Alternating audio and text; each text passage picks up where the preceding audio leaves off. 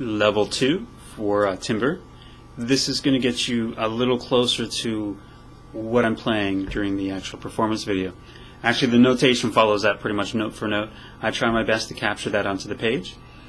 But looking at the introduction, you're going to notice it's a little bit different than what I presented in the level 1 class due to the fact that I play a lot of the open strings from the level 1 class as fretted notes. For example, that 5th fret that you're going to find within the introduction on string number 4 could easily be played as open string number 3. I chose to play the fretted versions of these notes just so that I could do things like doing pulls or sliding into the note and all those kind of things to mimic the actual phrasing of that harmonica.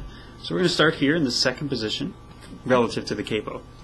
Now when we're in a position, our fingers kind of get assigned to the frets. So I've got my index finger here in the fret 2, fret 3 comes across, 4, fret 5, so each finger kind of gets its own fret. And that'll help you out getting through this introduction. Notice the fast pull from the 5th fret there down to the 2nd to the open.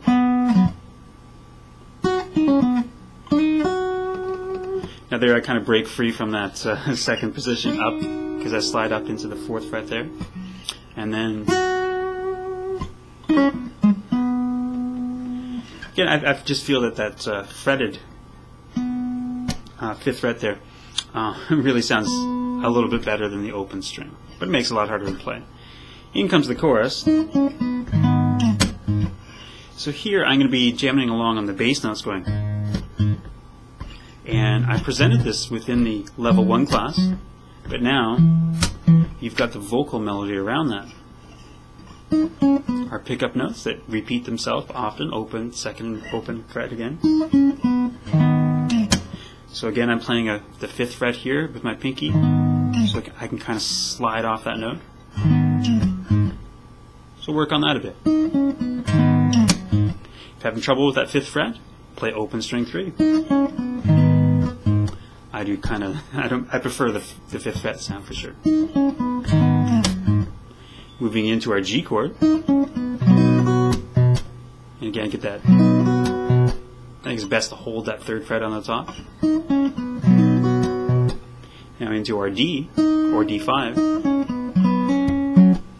So the challenge here resides in your thumb coming down on the string and playing the bass note again.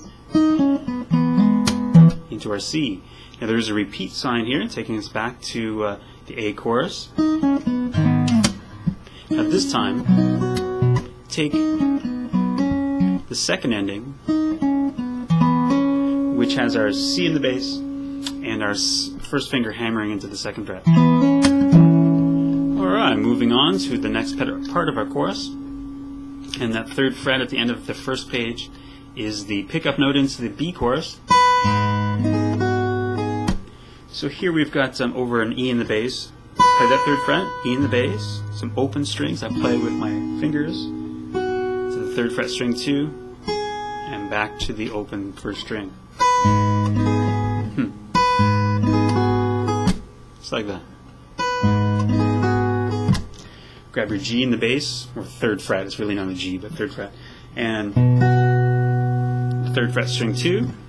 Now as a challenge here, I'm kind of holding those 3rd frets around this, and my pinky and my 1st finger here doing that pull from the 4th to 2nd fret.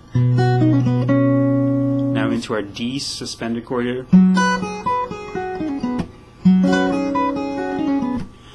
So I got the 3rd frets on the top. Start with your bass note. So 3rd open, 3rd. 3rd fret string 2. And then that pull that we've been doing so frequently in here between the 4th and the 2nd. Now this C9 chord here, it's like a C9 because I'm holding the 3rd fret and 3rd fret on string number 2. And again, my 1st and 4th finger doing the hammer between the 2nd and the 4th fret, and then the pull a little later.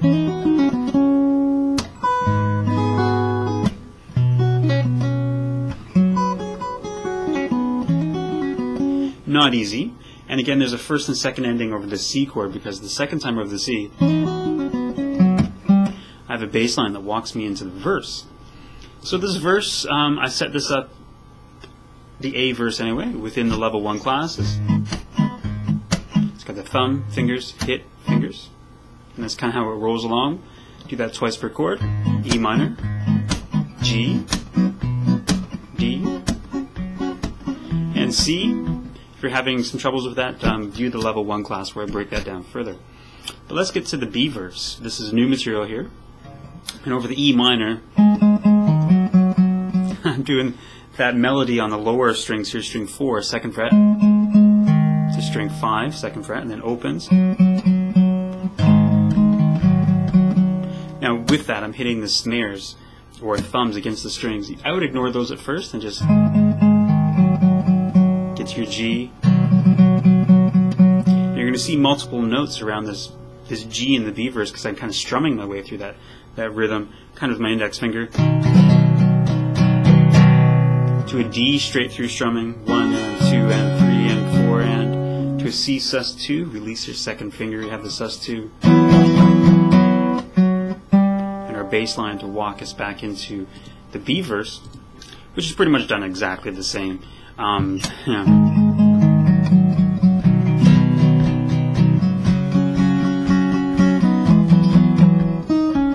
The C chord, though,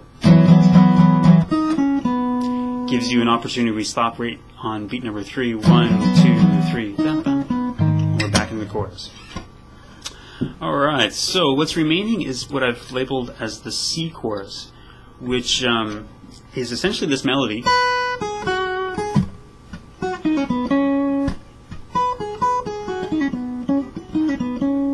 That melody there with the chords, E minor,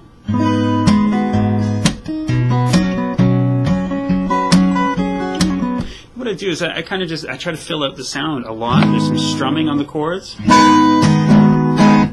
Really know the melody well and the rhythm of that melody, and that makes filling out the sound with strumming a lot easier. Like if I don't know the rhythm of the melody, then putting chords around it's going to be almost impossible. So when I'm learning something like this, like that's really what I'm focusing on. And I fill out the chord. I make sure my hand's on the grip, and as long as I got my left hand in the right spot, I'll just strum my way through it. And that wasn't very good, but much better. You could almost just strum your way through. Now, this takes a great deal of practice, essentially with muting with our left hand. So if I strum this G5 chord, for example, holding the 6th fret on string 6 and this 3rd fret on string 2, you're only hearing what I'm looking for here. I don't want to hear the first string open, so this finger's doing some muting, and I don't want to hear string 5 open, so this finger's doing some muting. It takes quite a bit of practice, but know what you're looking for when you're going for the strums, right? That's probably the hardest part of this whole entire arrangement, is trying to get that strumming style going through. Again, bottom line, know the melody really well, the rhythm, and then start filling in some strums, because there's opportunities in there where we can kind of strum our way through. And that will conclude the level 2 class here. We'll do a level 3 class and try to apply some kick snare to the rhythm I actually presented in the level 1 class.